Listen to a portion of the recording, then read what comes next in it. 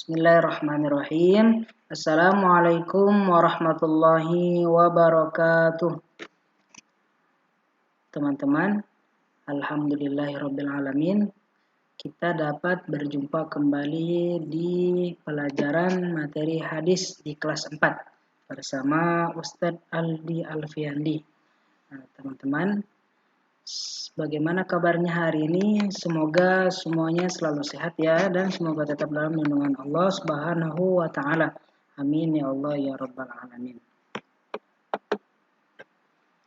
Sebelum kita belajar, alangkah baiknya kita berdoa terlebih dahulu. Sikap berdoa, tangannya diangkat, kepalanya ditundukkan. Bismillahirrahmanirrahim. Rabbi zidni ilman warzuqni fahman. Ya Allah, tambahkanlah ilmu kepadaku dan berikanlah aku kefahaman. Amin. Teman-teman, untuk materi hadis pekan ini adalah hadis tentang memuliakan tamu. Hadis yang diriwayatkan oleh Bukhari dan Muslim. Bismillahirrahmanirrahim. Man kana yu'minu billahi wal yawmil akhir falyukrim dhaifahu. Yang artinya, barang siapa yang beriman kepada Allah dan hari akhir, maka hendaklah dia memuliakan tamunya. Hadis riwayat Bukhari. Saya izin mengulangi satu kali lagi ya, agar teman-teman bisa mendengarkan dengan fokus ya. Man kana yu'minu billahi wal yawmil akhir falyukrim dhaifahu.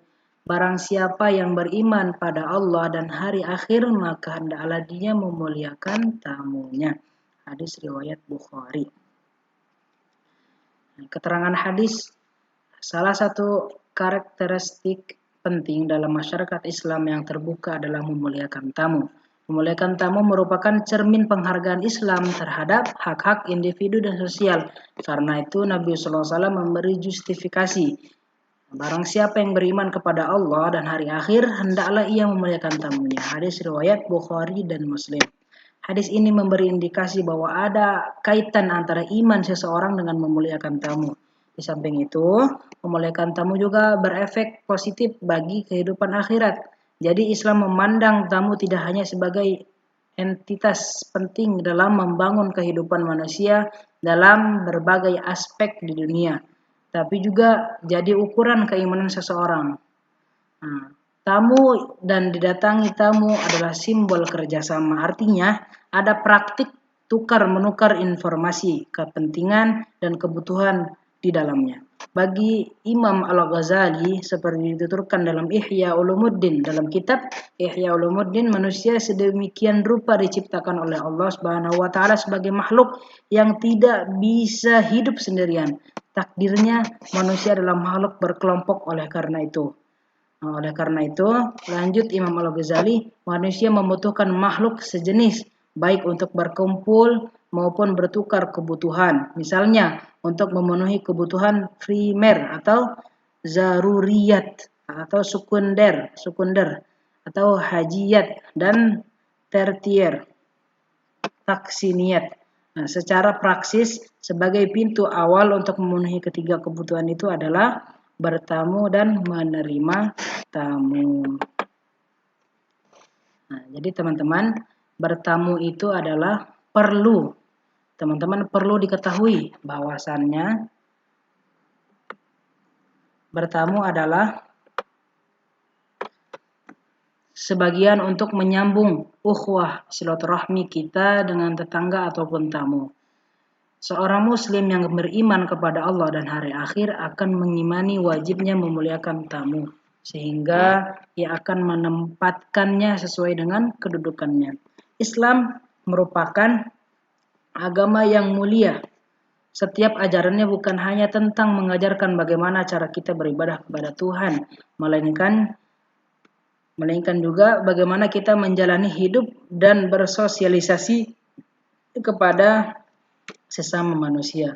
Dalam Islam, memuliakan tamu juga merupakan sebuah amal saleh yang pahalanya bukan saja akan dibalas oleh Allah Subhanahu wa taala di akhirat, tetapi juga akan mendapatkan balasan secara langsung di dunia yang akan segera dirasakan oleh pelakunya. Jadi, bertamu yang direkomendasikan dalam Islam adalah yang pertama, masuk apabila diizinkan atau diundang. Yang kedua, memakan makanan yang disediakan. Yang ketiga, tidak memperpanjang pembicaraan. Yang keempat, berkata dengan cara yang baik atau memilih diam.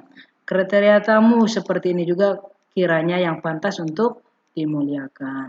Nah, teman-teman perlu diketahui ya, bahwa bertamu itu adalah sebuah amalan yang soleh, amalan soleh yang Allah balas 2 kali lipat pahalanya di akhirat dengan di dunia.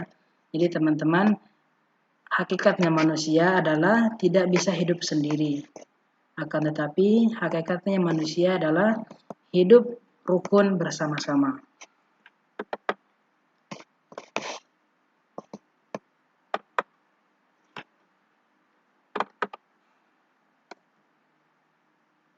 Nah, adapun adab-adab bertamu, yang pertama, berkunjung ke rumah orang dengan niat baik. Nah, jadi teman-teman, untuk bertamu atau bersilaturahmi ke rumah orang saudara kita sesama muslim adalah dengan niat yang baik. Tidak boleh niat jahat ataupun niat harapan. Nah, tetapi kita niatkan untuk kebaikan, hanya untuk menyambung silaturahmi kita. Yang kedua, memperhatikan waktu. Nah, teman-teman perlu diketahui adab-adab yang paling terpenting adalah memperhatikan waktu. Nah, jika waktunya bisa memungkinkan untuk bertamu, silahkan teman-teman boleh mempraktikkan di rumahnya atau ketika ada tamu boleh cantumkan adab-adab bertamu. Yang ketiga, meminta izin ketika hendak bertamu. Kita wajib meminta izin terlebih dahulu ketika hendak bertamu. Yang keempat, berpakaian sopan. Dan kelima, bersalaman. Yang keenam, sopan santun. Nah, berikut adab-adab bertamu. Nah, teman-teman perlu diperhatikan dan semoga bisa mengaplikasikan ke dalam diri kita masing-masing agar senantiasa sesuai dengan ajaran baginda Nabi Muhammad SAW. Nah, adapun proyeknya untuk tema atau untuk hadis yang berjudul tentang memuliakan tamu adalah tulislah adab-adab bertamu lalu kirimkan dalam bentuk foto dan bacalah hadis tersebut lalu kirimkan dalam bentuk voice note. Nah, teman-teman silakan tulis adab-adab bertamu dan bacalah hadis tersebut lalu kirimkan dalam bentuk foto. Alhamdulillahirrabbilalamin. Untuk materi hadis tentang memuliakan tamu sudah selesai ya teman-teman. Sekarang tinggal mengerjakan proyeknya dan nanti ketika sudah dikerjakan silakan dikirimkan melalui Classroom. Pastikan teman-teman mengerjakan proyeknya dengan jujur dan mandiri. Oke, cukup sekian dari Ustadz Ali, mudah-mudahan bermanfaat untuk pelajaran hari pekan ini. Mohon maaf jika ada kata-kata yang salah. Sebelum kita lanjut menutup pembelajaran hari ini, kita berdoa terlebih dahulu. Sikap berdoa. Tangannya diangkat, kepalanya ditundukkan. Doa sesudah belajar. Alhamdulillahi Rabbil Alamin. Segala puji bagi Allah Tuhan semesta alam. Amin. Terima kasih teman-teman. Selamat mengerjakan proyek. Tetap semangat di rumah. Wassalamualaikum warahmatullahi wabarakatuh.